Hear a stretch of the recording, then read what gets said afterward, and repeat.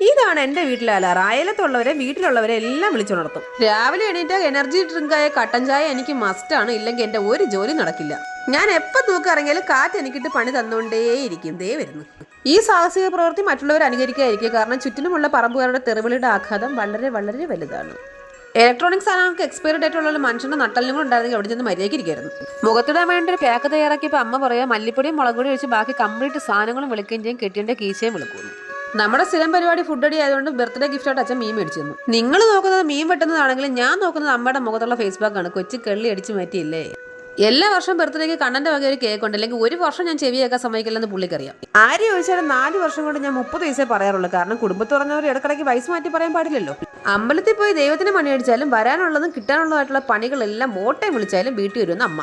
ഇതാണ് ഗുഹാക്ഷേത്രം. ഒരുപാട് നാളത്തെ ആഗ്രഹമായിരുന്നു ഇവിടെ വരണമെന്ന്. എന്തായാലും ഇന്നത് സാധിച്ചു. പായസം കിട്ടുമെന്ന് പറഞ്ഞ് പോയതാ, ചമ്മി പോയി, കിട്ടിയില്ല.